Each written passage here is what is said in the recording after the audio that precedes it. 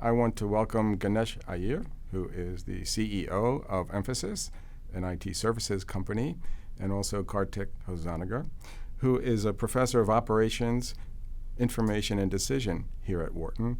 Thanks for joining us today for this conversation about how CEOs and other top officials can get the digital skills they need to lead their companies in the new digital age. Ganesh, let's start with you. Some of observers note that CEOs don't necessarily have to have all the technical skills that their technical staff has, obviously, but they have to at least be comfortable with IT and with digital topics. But the question is, how do they get that information? How do they pick it up? Is this knowledge best to come in, say, through mentors? Is it learning through experience? Who can train the CEO to be a digital leader today? A very interesting question, and let me kind of draw upon my own experience. When digital kind of started coming through in the industry, some people see it as a disruption, some people call it revolution. As a CEO, I took a step back and I said, am I the right person to lead this company in the digital world? We are in IT services, clearly at the bleeding edge of digital. So I decided that despite me being 54 years old and 30 years in the industry, that cannot be the baggage. That cannot prevent me from learning and picking up these skills. And I felt compelled that as a CEO, I need to learn so that I can work with my team to take Mphasis in the digital era, if I may. So I went and spoke to educators, people like Kartik, understood their point of view. I went to startups. Amazing work is being done by youngsters. They are challenging status quo, innovation. Their language is different. The way they think is very different. Of course, you have forums where people come and talk about digital pure plays, and you get to learn. I went to conferences which are actually meant for really young people because I wanted to experience what goes on in the real world. So that's how, from books is a good source of knowledge, but it doesn't give you that vibrancy because it is a kind of, there is no interaction. But talking to people who are both practitioners and professors, young people.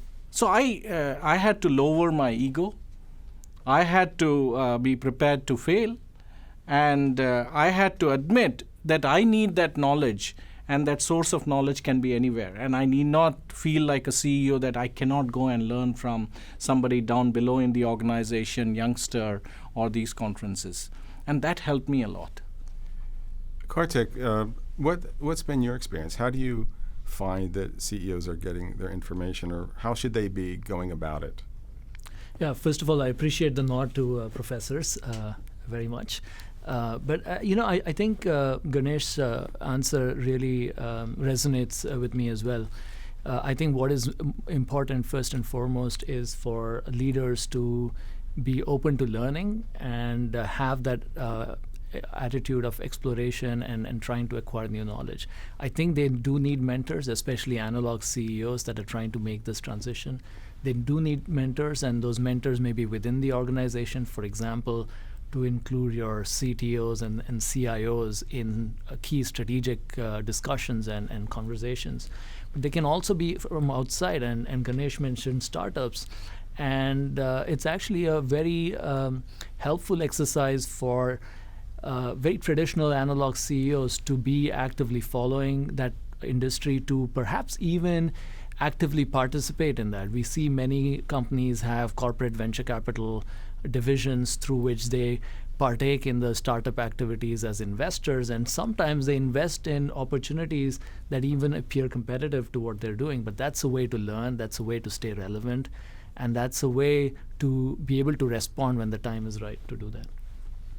Finding mentors and sources of information, but after that, it's still up to you, up to CEOs to sort through all of that noise and figure out what's best for the company. CIO can help you, but ultimately the decision rests with the CEO. So How do you do that? How do you sort through that information after listening to your mentors and listening to your technical staff? How do you make your way through all of that? Just one point about technical stuff, because I think the world has misunderstood that digital is about technology. I believe digital is about business. And technology enables the business, so the distance between technology and business is blurring now. It has become integral. So to that extent, if I just rely on my CIO or technical staff to give me advice about digital, I would be probably not doing the right thing by just relying on that information. Now, coming to your question, how do I separate music from noise? How do I convert my knowledge or experience into something useful for the company? I watched this video which was very fascinating, which talks about why do you exist, what do you do, and how you do, these three circles. As long as you are clear as to why do you exist, and that why is not generating shareholder returns, because I think that is a very common term. People say, why do you exist? My job is to generate shareholder returns. That's true of every company. You have to talk about what is the value that you bring to your customers, your employees, and the society at large. So why do you exist? If you visit that and think about your vision and mission statement, that's a very telling thing. And when you look at it, lots of ideas come flooding to you. You don't feel constrained by how you operate today, because you start thinking completely fresh. And I had the advantage, because our vision and mission is so clear as to why we exist. That became my guiding principle, and that helped me to separate music from noise. And second thing which helped me is, as this disorientation is happening, the axis which I'm hanging on to is my customer. Because ultimately my job is to make my customer successful. So if you hang on to your customer and make sure that you are closely knit with your customer, that gives you that axis of stability. So these are the two things which have guided me. And time would tell whether that has I become successful in it or not. I'm just sharing how I approached it personally.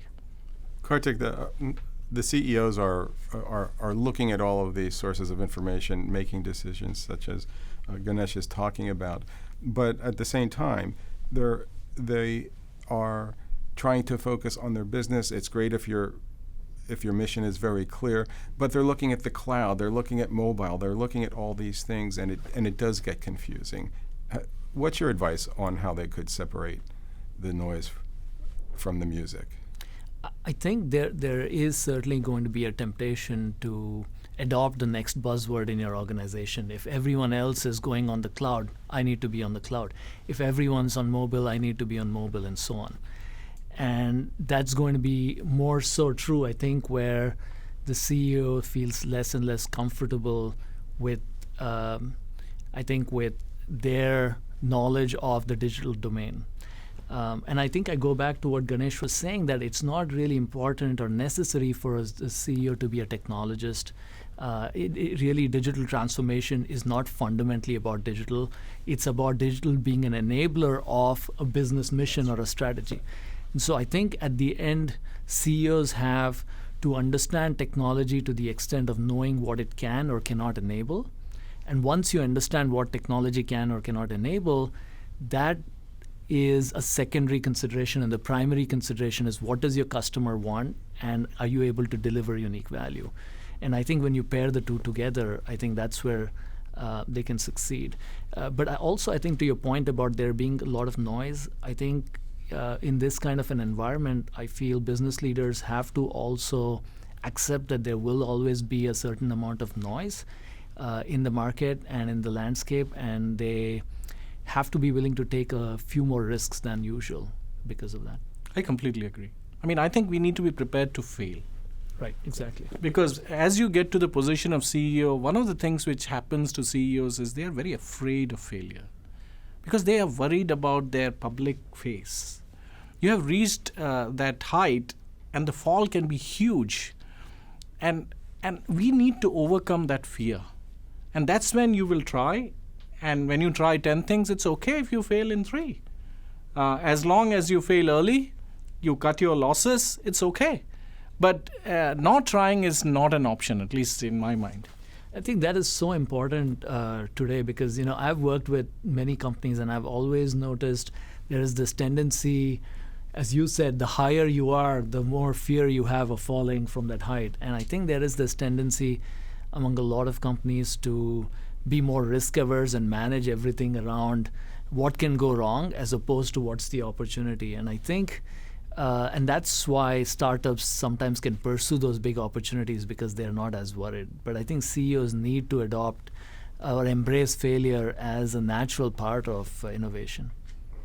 So a lot of top leaders also recognize that they need to do this digital transformation in order to protect themselves from pure plays or startups and that sort of thing. How can leaders actually protect themselves, perhaps impossible to do completely, but protect themselves as best they can from so-called asymmetrical challenges and bolts out of the blue, those kinds of things? People used to talk about being Amazoned, back in the dot-com era. Everyone's worried about being Amazoned, the way Amazoned the booksellers. So can you prepare? What's the best that you can do in that realm? At least the mindset that I carry, that I don't have to worry about protecting myself. I have to focus on attacking. Because attack is the best form of defense. I see digital as a huge opportunity for IT services company. I see that as a huge opportunity for Mphasis. I see this as a shuffling of the deck. And if we do the right thing, we will come on top of the deck. So I don't worry about protecting. I think about what is the advantage that I have versus pure play. And I want to leverage that advantage in this new world of digital. Of course, I have to deal with the challenge of duality. I'm not going to give up on my analog overnight, being a listed company, and yet I have to adopt digital. That duality is an additional burden that an organization like mine carries. But comes with the duality certain strengths. If I have worked with a customer for the last 12 years and they trust our brand, they believe that we care about their success, a new player who comes in despite being glamorous will have to prove themselves. And if I can leverage that inherent brand value, that's something they don't have. So I think about becoming an asymmetric attacker rather than defending myself from asymmetric competition. And the second point which I want to make in all this, of course, CEOs get either slaughtered or glorified, but none of this is possible if you're not taking the entire village with you. Success can never be achieved alone, especially if you're a listed company CEO. You need to find the board who is supportive, who is willing to be the challenger, who is willing to back you. You need to have a leadership team which believes that they want to change as well to be successful, because what's in it for me is a question which all of us ask, including the CEO. So these are the factors that you have to keep in view while you're trying to transform the organization and injecting the excitement that we are going to win, and we are going to win big. So Kartik, the best defense is a good offense. Do you agree with that? And what would you add to it, or how would you disagree? I agree with what Ganesh said. I think I agree completely with your strategy. I'll maybe suggest a couple more tactics as opposed to an alternative strategy. I think strategically going, as you suggested, be aggressive as opposed to being defensive. So how do we do that? I think one way to do that might be to create a structure within the organization that allows you to pursue these new digital opportunities. What's going to happen is oftentimes for large, successful incumbent analog organizations, new digital opportunities may not meet your standard litmus test. Is the market size big enough? Is it meeting the needs of my current customers and so on? 5 years, 10 years down the road, it might, but not today. And so it becomes hard to pursue those opportunities in the traditional structure. So you need to create a structure to be able to pursue that. I think the second is that sometimes those opportunities will cannibalize your traditional revenue streams. And so Ganesh said you cannot ignore your analog opportunities which are today, which are delivering shareholder returns today. So again, with a more traditional format, when you're cannibalizing your cash cow, at some point you're going to say, let's shut this new opportunity. So you need to create a structure to be able to support that. One structure, which I particularly like, is where you spin off divisions. You might control them, but let them work semi-independently to be able to pursue those opportunities. And at the right time, you decide whether you kill the initiative, you let it continue in the format it's continuing, or spin it off as a separate entity, or bring it back in, and this is your new main cash cow. But I think at the end of the day, acknowledging that cannibalization is going to be the nature of digital innovation, and you have to support that cannibalization by allowing new initiatives to be independent. Thanks to both of you for coming in today and chatting with us. Thank you for having us. Thank you.